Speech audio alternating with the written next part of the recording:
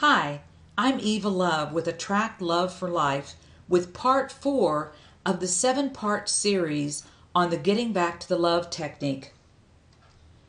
Now that you're familiar with the emotional map, which we covered yesterday, which are the guidelines for getting back to the love, today I'll share the format and the guidelines of the technique so that you can start to use it. First, you want to agree on a time and the place with the person you've had an upset with. It's best if you're alone with no distractions. You want to keep the session short so that it feels safe and within the guidelines of the technique. Distractions cause it to take longer and then it can feel labored. You want it to be quick and complete. It's one of the beautiful things about this process. Second, decide who will start. Usually the one who got upset first starts, but whoever wants to can go first. The technique is a call and response pattern. We'll name the one who goes first, person A, and the one who responds, person B. Now here's an explanation of how it goes and the guidelines. Person A starts by saying, "What I'm angry or upset about is." This needs to be kept to 1 or 2 sentences so that they're short. It needs to be short enough that person B can remember it and speak it back to person A exactly like person A said it. In our example yesterday, person A might have said, "What I'm angry about is, you know I don't like being the butt of your jokes, but you continue to humiliate me in front of our friends." And then person B would then say, "What I heard you say that you're angry about is that I know that you don't like being the butt of my jokes, but I continue to humiliate you in front of our friends." So person B repeats person A's exact words back to them, only changing the personal pronouns. If person B doesn't repeat it back accurately, person A just simply says no and repeats what you said again. Both voices should be at an emotional tone level of 2 on a 1 to 10 scale, 10 being rage and 1 being peaceful and calm. You want to use a quiet, calm tone to keep the environment peaceful and supportive of the process. It's important to stick to the script exactly. Do not start a discussion before you complete the cycle. It'll completely derail it and discourage you from using the process again. Don't stop if you get stuck. Get out of your head and start over expressing your real feelings. What gets people stuck is when they get in their heads and they're trying to think about what they want to say instead of feeling. If you just stay in your feelings, you'll speak from your heart and you'll get through it really quickly. It's best to just deal with one issue or upset in a single session. But whatever you do, don't process more than 3 issues in a single session. It's just too much. All right, here's the key. You must own up to your part in creating the problem when you get to regret.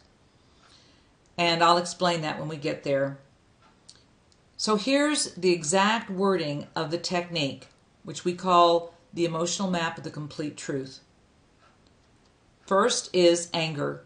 Person A says, "What I'm angry about is," and person B then, after they hear the short description of what they're angry about, says, "What I heard you say that you're angry about is," and they repeat it back to them, only changing the pronouns, the personal pronouns.